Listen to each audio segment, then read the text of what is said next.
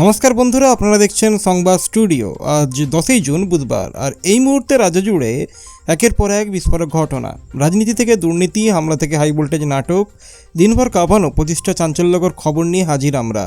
দেখে নিন এক ঝলকে আজকের হেডলাইন। অভিষেক বন্দ্যোপাধ্যায়কে ঘিরে সিআইডি দপ্তরে জল্পনা তুঙ্গে। সব্যসাচী দত্ত গ্রেপ্তার ইস্যুতে রাজ্য রাজনীতি। বিজেপি সরকারের করা ট্রাফিক অভিযান শুরু। মুসলিম যুবকদের উন্নয়নে অংশ নেওয়ার আহ্বান অগ্নিমিত্রা পালের। মাদ্রাসা শিক্ষার মান নিয়ে প্রশ্ন তুললেন অগ্নিমিত্রা পাল। মমতা বন্দ্যোপাধ্যায় বনাম বিজেপি, ভোট পরবর্তী রাজনৈতিক চাপানো উত্তর অব্যাহত। অভিষেক বন্দ্যোপাধ্যায়কে ঘিরে রাজনৈতিক জল্পনা আরও বাড়ছে। হেলমেট বিক্রি হঠাৎ বেড়ে যাওয়ায় বাজারে চাঞ্চল্য। মালদা স্টেশনে 5 বাংলাদেশি আটক। অভিষেক বন্দ্যোপাধ্যায়ের ওপর হামলার ঘটনায় 5 জন গ্রেপ্তার। টিএমসি কর্মী খুনের ঘটনায় পরিবার আতঙ্কে এলাকা ছাড়ল। কলকাতার গলফ গ্রিনে ফ্ল্যাট থেকে 2 মৃতদেহ উদ্ধার। পশ্চিমবঙ্গে পরিবেশ ও অবকাঠামো খাতে উদ্বেগজনক রিপোর্ট প্রকাশ। কৃষি ও স্বাস্থ্য খাতে দেশের সেরাদের মধ্যে বাংলা। দক্ষিণবঙ্গে কালবৈশাখী ও বজ্রবৃষ্টির সতর্কতা। পূর্ব পশ্চিম বর্ধমান, নদিয়া, মুর্শিদাবাদে ঝড়ো হাওয়ার সতর্কতা। উত্তরবঙ্গে ভারী বৃষ্টির সম্ভাবনা। 40 থেকে 60 কিমি বেগে ঝড়ো হাওয়ার পূর্বাভাস। কলকাতায় বৃষ্টির প্রভাব শুরু, তাপমাত্রা কিছুটা কমেছে। দেশ জুড়ে বর্ষা দ্রুত অগ্রসর হচ্ছে, আইএমডির বিশেষ সতর্কতা। ভারত বাংলাদেশ সীমান্তে নতুন উত্তেজনা। ভারতের 17 রাজ্যে ভারী বৃষ্টি ও ঝড়ের সতর্কতা জারি। এশিয়া জুড়ে মৌসুমি বায়ুর প্রভাব বাড়ছে। বর্ষা নিয়ে কৃষকদের মধ্যে আশাবাদ, বিশেষজ্ঞদের নজর উৎপাদনে। পশ্চিমবঙ্গে নতুন সরকারের প্রশাসনিক পদক্ষেপ নিয়ে দেশ জুড়ে আলোচনা। নমস্কার বন্ধুরা, বিস্তারিত খবর বলার আগে আপনাদের কাছে একটাই অনুরোধ, যদি ভিডিওটি ভালো লেগে থাকে তাহলে অবশ্যই ভিডিওটিকে লাইক করে চ্যানেলটিকে সাবস্ক্রাইব করবেন, কারণ আপনাদের একটা লাইক আর চ্যানেলটাকে সাবস্ক্রাইব করা এটা আমাকে ভীষণভাবে মোটিভেট করে। পশ্চিমবঙ্গের রাজনৈতিক মহলে মঙ্গলবার নতুন করে চর্চার কেন্দ্রবিন্দুতে উঠে এসেছেন তৃণমূল কংগ্রেসের সর্বভারতীয় সাধারণ সম্পাদক অভিষেক ব্যানার্জি। সিআইডি দপ্তরে তার নাম ঘিরে বিভিন্ন রাজনৈতিক জল্পনা ও আলোচনা শুরু হওয়ায় সংবাদ মাধ্যম এবং রাজনৈতিক পর্যবেক্ষকদের নজর এখন এই বিষয়ের উপর কেন্দ্রীভূত হয়েছে। বিরোধী দলগুলো দাবি করছে বিষয়টি পূর্ণাঙ্গ তদন্ত হওয়া উচিত এবং জনগণের সামনে সমস্ত তথ্য স্পষ্টভাবে তুলে ধরা প্রয়োজন। অন্যদিকে তৃণমূল কংগ্রেসের নেতারা বলছেন, বিরোধীরা রাজনৈতিক উদ্দেশ্যে বিষয়টিকে বড় করে দেখানোর চেষ্টা করছে এবং অযথা বিতর্ক সৃষ্টি করছে। এই ঘটনাকে কেন্দ্র করে কলকাতা থেকে জেলা স্তর পর্যন্ত রাজনৈতিক কর্মীদের মধ্যে ব্যাপক আলোচনা শুরু হয়েছে এবং সামাজিক মাধ্যমেও বিষয়টি নিয়ে তর্ক বিতর্ক চলছে। রাজনৈতিক বিশ্লেষকদের মতে আগামী কয়েকদিনের মধ্যে তদন্ত বা প্রশাসনিক পদক্ষেপের গতি প্রকৃতি স্পষ্ট হলে বিষয়টির প্রকৃত গুরুত্ব বোঝা যাবে। 2026 সালের রাজনৈতিক পরিস্থিতিতে এই ঘটনা রাজ্যের ক্ষমতাসীন দল ও বিরোধী শিবিরের মধ্যে নতুন করে উত্তেজনা সৃষ্টি করেছে। ফলে আগামী দিনগুলোতে বিষয়টি আরও বড় রাজনৈতিক ইস্যু হয়ে উঠতে পারে। পশ্চিমবঙ্গের রাজনৈতিক অঙ্গনে মঙ্গলবার বড় আলোচনার বিষয় হয়ে উঠেছে সব্যসাচী দত্তকে ঘিরে তৈরি হওয়া বিতর্ক। তার গ্রেপ্তারির খবর প্রকাশ্যে আসার পর থেকেই বিভিন্ন রাজনৈতিক দলের মধ্যে তীব্র প্রতিক্রিয়া দেখা গেছে এবং বিষয়টি নিয়ে রাজ্য জুড়ে আলোচনা শুরু হয়েছে। বিরোধী দলগুলোর অভিযোগ, এই পদক্ষেপের পেছনে রাজনৈতিক উদ্দেশ্য থাকতে পারে এবং গণতান্ত্রিক পরিবেশের ওপর এর প্রভাব পড়তে পারে। অন্যদিকে প্রশাসনের পক্ষ থেকে জানানো হয়েছে যে আইন তার নিজস্ব গতিতেই কাজ করছে এবং তদন্তের স্বার্থে প্রয়োজনীয় পদক্ষেপ নেওয়া হয়েছে। ঘটনাকে কেন্দ্র করে রাজনৈতিক কর্মী সমর্থকদের মধ্যে উত্তেজনা বৃদ্ধি পেয়েছে। বিশেষ করে কলকাতা ও সংলগ্ন এলাকায় বিষয়টি নিয়ে ব্যাপক চর্চা চলছে। রাজনৈতিক বিশ্লেষকদের মতে লোকসভা ও বিধানসভা পরবর্তী রাজনৈতিক সমীকরণের প্রেক্ষাপটে এই ঘটনা নতুন বিতর্কের জন্ম দিতে পারে এবং বিভিন্ন দলের কৌশলেও প্রভাব পড়তে পারে। আগামী কয়েকদিনে তদন্তের অগ্রগতি ও আদালতের পর্যবেক্ষণের দিকে নজর থাকবে, কারণ এই ঘটনাই পশ্চিমবঙ্গের রাজনীতিতে নতুন মোড় আনতে পারে। পশ্চিমবঙ্গে নতুন করে ট্রাফিক আইন প্রয়োগে কঠোরতা বাড়ানো হয়েছে, বিশেষ করে মোটরসাইকেল আরোহীদের হেলমেট ব্যবহারের ক্ষেত্রে। পুলিশকে নির্দেশ দেওয়া হয়েছে যাতে হেলমেট ছাড়া গাড়ি চালানো, ট্রাফিক নিয়ম ভঙ্গ এবং অন্যান্য সড়ক নিরাপত্তা লঙ্ঘনের বিরুদ্ধে কঠোর ব্যবস্থা নেওয়া হয়। এর ফলে রাজ্যের বিভিন্ন জেলা ও শহরে ব্যাপক চেকিং অভিযান শুরু হয়েছে। কলকাতা, আসানসোল, বর্ধমান, মালদা, মুর্শিদাবাদ ও শিলিগুড়ির মতো এলাকায় প্রথমবারের মতো অনেক মানুষ নিয়মিত হেলমেট ব্যবহার শুরু করেছেন। হেলমেটের চাহিদা এতটাই বেড়েছে যে দেশের অন্যতম বড় হেলমেট প্রস্তুতকারী কোম্পানি স্টাডস জানিয়েছে পশ্চিমবঙ্গে তাদের বিক্রি প্রায় 70% বৃদ্ধি পেয়েছে। শিশুদের হেলমেট বিক্রিও উল্লেখযোগ্যভাবে বেড়েছে, যা পরিবারগুলোর মধ্যে সচেতনতা বৃদ্ধির ইঙ্গিত দেয়। পুলিশের তথ্য অনুযায়ী শুধু মে মাসেই কলকাতায় হাজার হাজার হেলমেটবিহীন চালকের বিরুদ্ধে চালান কাটা হয়েছে।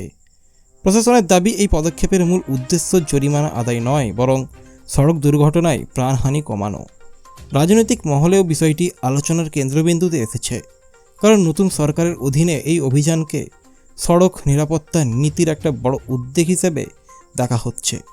বিশেষজ্ঞদের মতে যদি এই কঠোরতা দীর্ঘমেয়াদে বজায় থাকে, তাহলে পশ্চিমবঙ্গে সড়ক দুর্ঘটনা ও মাথায় আঘাতজনিত মৃত্যুর সংখ্যা উল্লেখযোগ্যভাবে কমতে পারে। সামগ্রিকভাবে 9 জুনের অন্যতম আলোচিত খবর হলো ট্রাফিক আইনের কড়া প্রয়োগের কারণে সাধারণ মানুষের আচরণে দৃশ্যমান পরিবর্তন ও রাজ্য জুড়ে সড়ক নিরাপত্তা নিয়ে নতুন সচেতনতার সৃষ্টি। পশ্চিমবঙ্গ বিজেপির অন্যতম মুখ অগ্নিমিত্রা পল উত্তরবঙ্গ সফরের সময় মুসলিম যুবকদের উদ্দেশ্যে একটা গুরুত্বপূর্ণ বার্তা দিয়েছেন। তিনি বলেন, রাজ্যের উন্নয়ন ও কর্মসংস্থানের মূল স্রোতে মুসলিম তরুণদের আরও বেশি করে যুক্ত হওয়া প্রয়োজন। তার বক্তব্য অনুযায়ী শিক্ষা, প্রযুক্তি, ব্যবসা এবং দক্ষতা উন্নয়নের মাধ্যমে যুব সমাজ নিজেদের ভবিষ্যৎ আরও শক্তিশালী করতে পারে। তিনি বিশেষভাবে জোর দেন আধুনিক শিক্ষার উপর এবং বলেন যে শুধুমাত্র রাজনৈতিক বিতর্কে নয়, বাস্তব উন্নয়নের ক্ষেত্রেও তরুণদের ভূমিকা গুরুত্বপূর্ণ। এই মন্তব্য প্রকাশ্যে আসার পর রাজনৈতিক মহলে ব্যাপক আলোচনা শুরু হয়েছে। বিজেপি নেতারা এটাকে উন্নয়নমুখী বার্তা হিসেবে তুলে ধরলেও তৃণমূল কংগ্রেসের কিছু নেতা দাবি করেছেন যে এটা রাজনৈতিকভাবে সংখ্যালঘু ভোটারদের আকৃষ্ট করার একটা প্রচেষ্টা। অগ্নিমিত্রা পাল আরও বলেন যে পশ্চিমবঙ্গের উন্নয়নে সব সম্প্রদায়ের মানুষের সমান অংশগ্রহণ প্রয়োজন এবং কোনো সম্প্রদায়কে পিছিয়ে রেখে সামগ্রিক উন্নয়ন সম্ভব নয়। রাজনৈতিক বিশ্লেষকদের মতে 2026 সালের রাজনৈতিক পরিস্থিতিতে সংখ্যালঘু ভোট ব্যাংককে কেন্দ্র করে বিভিন্ন দলের কৌশল আরও স্পষ্ট হয়ে উঠেছে।